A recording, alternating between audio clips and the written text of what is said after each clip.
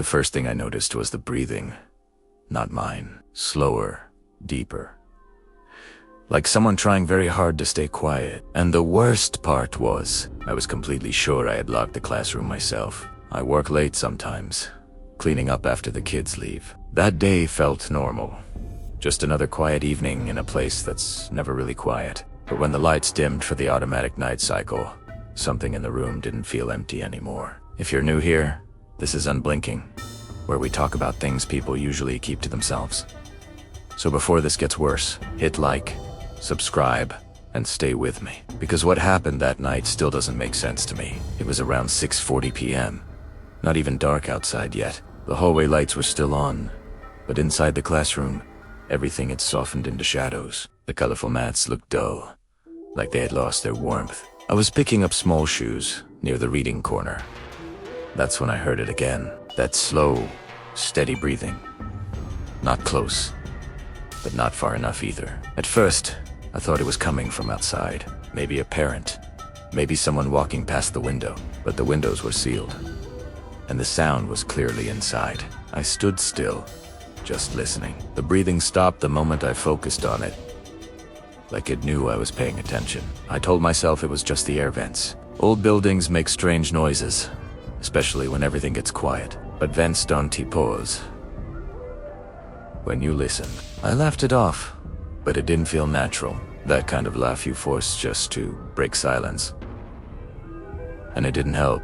I moved toward the toy shelves, pretending everything was normal. Each step felt louder than it should have. Even the soft floor mats seemed to echo under my feet. Then something shifted behind me.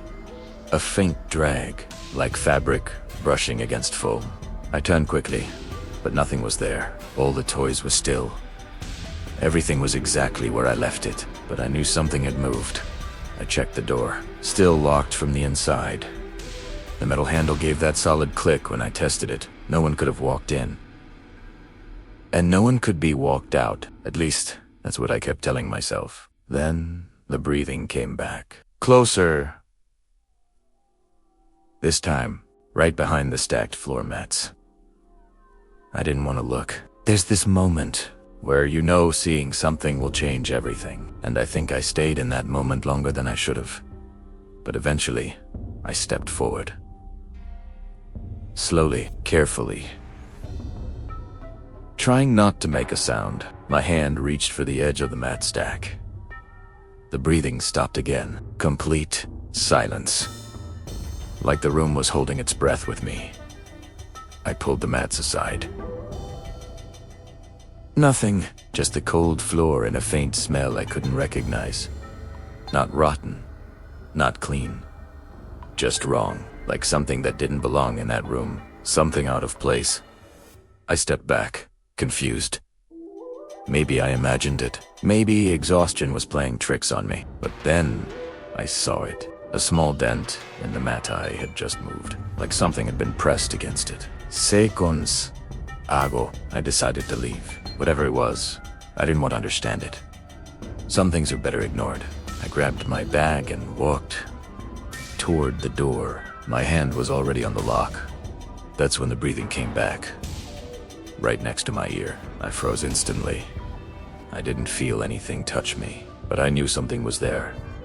And slowly, I turned my head. Nothing, just empty space. But the air felt heavier, thicker. Like it was harder to breathe. Like something invisible was standing too close. I opened the door quickly and stepped into the hallway. The lights felt too bright all of a sudden. Too normal. I looked back one last time. The classroom was still. Silent. I should have left. I really should have just walked away. But something pulled me back. Not physically. Just a thought. A quiet, uncomfortable thought. What if someone is still inside? I couldn't ignore that. So I stepped back in. The room felt colder this time. Not freezing. Just empty in a different way. I checked every corner. Under tables, behind shelves, inside storage bins. Nothing.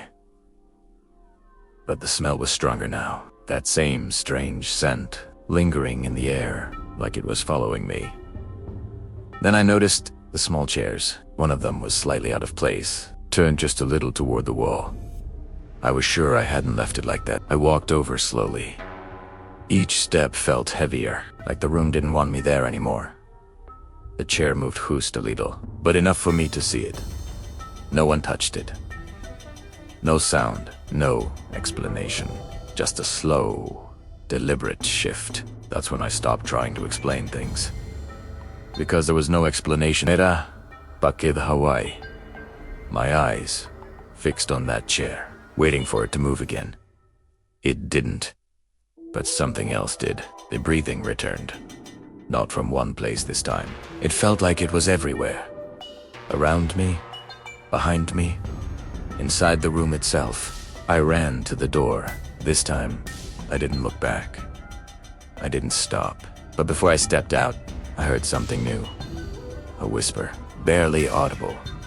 Not words, just a sound trying to become words, like something learning how to speak.